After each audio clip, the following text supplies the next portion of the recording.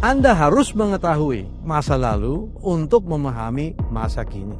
Jadi, untuk memahami dunia kita saat ini, yang kita sebut sebagai ekonomi digital, kita pertama-tama perlu mengetahui apa yang terjadi di masa lalu, yang kita sebut sebagai ekonomi industri.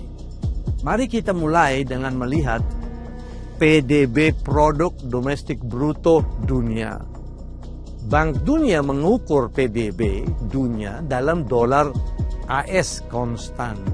Nilai dari semua barang dan jasa yang diproduksi oleh semua negara di dunia dalam 1 tahun.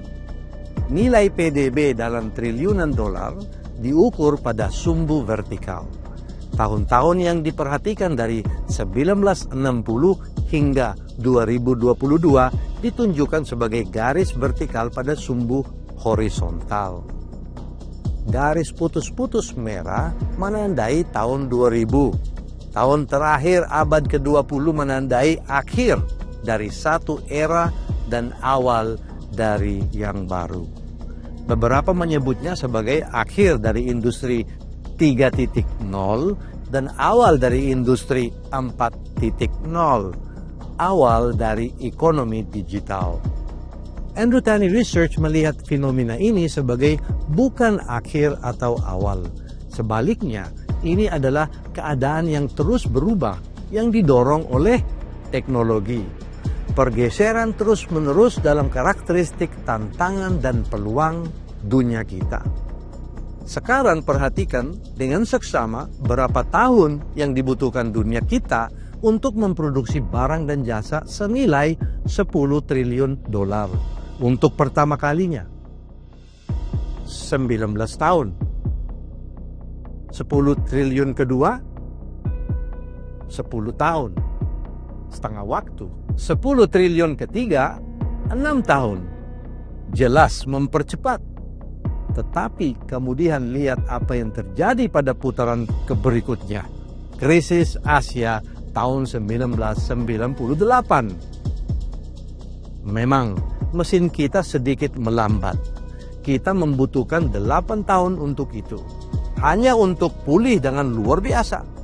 Kita membutuhkan waktu kurang dari 3 tahun untuk menghasilkan PDB dunia senilai 10 triliun dolar kelima. Akselerasi lainnya menghasilkan 10 triliun ke-6 dalam waktu kurang dari 2 tahun. Dan di ekornya, krisis Amerika yang tak terlupakan pada tahun 2008. Untuk pertama kalinya dalam sejarah, PDB dunia mengalami kontraksi. Tindakan tegas yang diambil oleh Presiden terpilih Amerika Serikat tahun itu berdampak besar. Sekali lagi, dunia kita membutuhkan waktu kurang dari 2 tahun untuk menghasilkan 10 triliun dolar ke-7 dalam PDB. Krisis Amerika memperlambat produksi PDB 8 triliun dolar kita. Itu juga memicu krisis utang negara-negara Eropa selama 4 tahun berikutnya. Akibatnya dunia kita mengalami kontraksi PDB yang kedua. Tindakan pemerintah Uni Eropa yang terpadu melahirkan pemulihan yang menghasilkan PDB 9 triliun dolar kita. Kita terkejut oleh 3 krisis global hanya untuk dibuat tercengang oleh pandemi COVID-19. Virus corona itu menyebabkan kontraksi PDB ketiga kita. Pemimpin pemerintah bertindak tegas dengan vaksin dalam kecepatan yang sangat cepat. Pembatasan sosial yang wajib mempercepat norma sosial baru, pertemuan daring, online meeting. Pemulihan yang terjadi setelahnya menghasilkan PDB 10 triliun dolar ke-10 pada akhir tahun 2022.